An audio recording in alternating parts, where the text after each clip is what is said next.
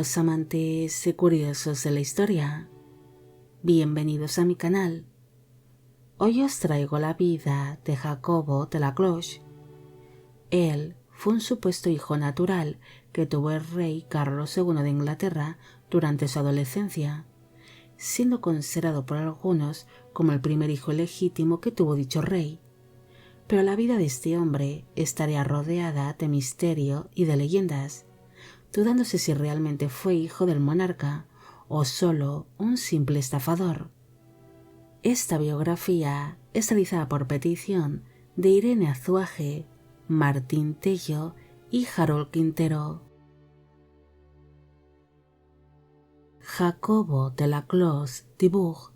pudo haber nacido entre los años 1644 y 1646 en la isla de Jersey, en el Canal de la Mancha, la cual pertenece a la corona británica. Él sería un supuesto hijo ilegítimo que tuvo el rey Carlos II de Inglaterra con una mujer llamada Margarita de Carteret, quien residía en dicha isla junto a su marido, Jean de la Cloche, el cual acabaría reconociendo al niño como hijo propio y le entregó su apellido. Cuando Jacobo fue concebido, su padre era tan solo un adolescente que aún no se había convertido ni en rey de Escocia ni de Inglaterra, siendo su supuesto abuelo el rey Carlos I de Inglaterra, quien reinaba para entonces. Pese a nacer en la isla de Jersey, el niño se crió en Francia y posteriormente en los Países Bajos, además de recibir una educación basada en el protestantismo, siendo así criado dentro de una familia de hugonotes franceses. Jacobo se encontraba recibiendo clases en los Países Bajos cuando el rey Carlos II decidió reconocerlo como hijo en el mes de febrero de 1667 y le concedió una pensión, pero a cambio el joven tendría que residir en la ciudad de Londres y ser de por vida anglicano. Se desconocen los motivos por los que Jacobo decidió viajar hasta la ciudad alemana de Hamburgo en el verano de aquel mismo año, pero allí acabaría convirtiéndose en católico y mostraría mucho interés por unirse a la vida religiosa, perdiéndose la pensión que su padre rey le había concedido. En la ciudad de Hamburgo se encontraba pasando una temporada la reina Cristina de Suecia, y Jacobo no dudó en presentarse ante ella para confesarle su verdadera identidad, llegando incluso a mostrarle a dicha monarca la supuesta correspondencia que él había intercambiado con su padre rey entre los años 1665 y 1667, algo que demostraría la paternidad del rey. Como era un supuesto hijo de un monarca y había abrazado la fe católica, la reina Cristina de Suecia le entregó al joven una carta que había escrito con su puño y letra, la cual le abriría muchas puertas en la ciudad de Roma, ya que en tal escrito la propia reina sueca reconocía a Jacobo como hijo del rey Carlos II de Inglaterra. Gracias a aquel escrito, el joven pudo ingresar como novicio jesuita en San Andrés del Quirinal de Roma en la primavera de 1668. La noticia de que Jacobo se había unido a un seminario jesuita sería tomada con bastante calma por el rey Carlos II, el cual estaba más centrado en otros asuntos de mayor importancia. Hay algunas versiones que sugieren que el monarca inglés era consciente de las inclinaciones católicas de su vástago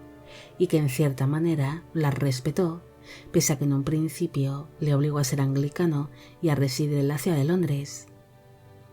Carlos II sería un rey protestante que en ciertas ocasiones sintió cierto interés por el catolicismo, así que algunos creen que Jacobo fue enviado a propósito a Hamburgo y posteriormente a Roma para que iniciase su carrera eclesiástica como jesuita y que tras ser nombrado como sacerdote pudiese regresar a Inglaterra.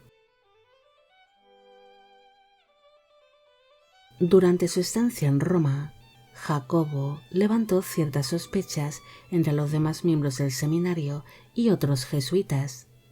Además, la propia reina, Cristina de Suecia, empezó a sospechar de que algo extraño estaba ocurriendo y que no le habían contado toda la verdad,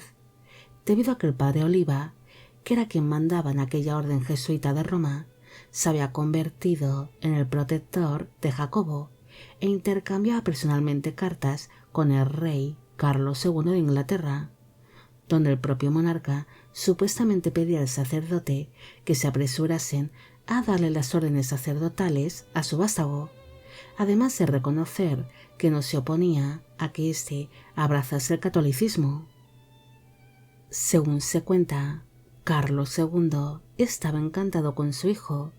considerando que éste tenía un buen carácter y una gran entereza.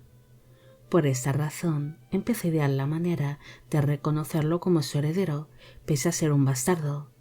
algo que sería muy complicado de conseguir al ser un hijo nacido fuera de un matrimonio. El monarca tenía cierta esperanza de que su vástago se sentase en el trono inglés, y si no lo conseguía, al menos que llegase a ser cardenal. En el mes de agosto de 1668, Carlos II reclamó la presencia de su hijo en Inglaterra, debido a que se enteró de que la reina Cristina de Suecia iba a regresar a Roma tras haber realizado uno de sus viajes,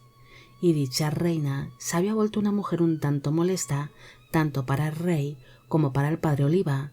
ante sus continuas preguntas y sospechas. Cuando su padre reclamó su presencia, Jacobo estaba sufriendo para entonces de problemas de salud y de una serie de continuos mareos, pero aún así, él se embarcó hacia Inglaterra bajo una identidad falsa, haciéndose pasar por un caballero francés llamado Henry de Rohan, además de que no tenía que decir en ningún momento que era jesuita, ya que si descubrían a su llegada a Inglaterra su verdadera inclinación religiosa, podía ser asesinado a sangre fría. Tras pasar supuestamente una breve temporada en Londres, Jacobo sería enviado de nuevo a Roma en el mes de noviembre de 1668 para que continuase con su formación eclesiástica, debido a que el monarca quería convertirle en el embajador de la Santa Sede Católica en Inglaterra, además de que en una de sus cartas que supuestamente envió Carlos II a los jesuitas de Roma, pedía al padre Oliba que le entregase cierta cantidad de dinero a su vástago. Después de esto, el padre Oliba no volvió a mencionar nunca más a Jacobo ni en sus cartas ni en sus manuscritos, además de que no intercambió más correspondencia con el monarca inglés. Mientras desaparecía Jacobo de la historia de aquel seminario jesuita de Roma, a primeros de 1669 apareció en la ciudad de Nápoles un hombre que se hacía llamar Jacobo Estuardo, el cual se casaría el 19 de febrero de dicho año en la Catedral de Nápoles con una dama llamada Teresa Corona, la cual descendía de una importante familia napolitana. Tras celebrarse este enlace, Jacobo Estuardo iría declarando a los cuatro vientos que era hijo del rey Carlos II de Inglaterra, además de tener un comportamiento muy extravagante. Así que aquella actitud tan altiva y poco prudente hizo que el virrey de Nápoles, Pedro Antonio de Aragón, empezase a sospechar sobre aquel caballero y pensó que era un estafador, ordenando poco después de que fuese encarcelado en el castillo de Gaeta, mientras que su esposa, Teresa Corona, fue encerrada en un convento. Tras ser encarcelado Jacobo Estuardo, la corona inglesa no se pronunció en ningún momento, así que como no tenía pruebas de ser el hijo del rey, este sería encarcelado en la prisión de Vicaria, donde recibiría un trato peor, pero gracias a la intervención de sus suegros, logró ser puesto en libertad y prometió a sus suegros el ser recompensados, marchándose así supuestamente a Inglaterra para traer una buena suma de dinero. Pero al poco de regresar de nuevo a Nápoles, Jacobo murió en el verano de 1669 de una manera un tanto misteriosa, dejando un testamento bastante confuso donde pedía a Carlos II de Inglaterra que le entregase un principado al hijo que Jacobo Estuardo iba a tener con su esposa Teresa, ya que su mujer se encontraba embarazada en el momento de su misteriosa muerte. También nombró a su supuesta tía, la princesa Enriqueta Ana de Inglaterra, como madrina de su futuro vástago. Su viuda, Teresa Corona, acabará alumbrando unos meses después de su muerte a un niño que se llamó Giacomo Estuardo, el cual acabará reclamando de adulto parte de la herencia que le pertenecía a su padre por ser un supuesto hijo del rey Carlos II de Inglaterra, pero sus reclamos serían ignorados. Hay distintas versiones que aseguran que Jacobo de la Cloche y Jacobo Estuardo eran la misma persona. Cuando de la Cloche desapareció misteriosamente poco después de regresar a Roma y tras recibir una buena suma de dinero por parte del padre Oliva, este decidió adoptar su apellido paterno y llamarse Jacobo Estuardo, iniciando así una nueva vida en Nápoles. Hay distintos historiadores que han sacado sus propias conclusiones sobre esta historia.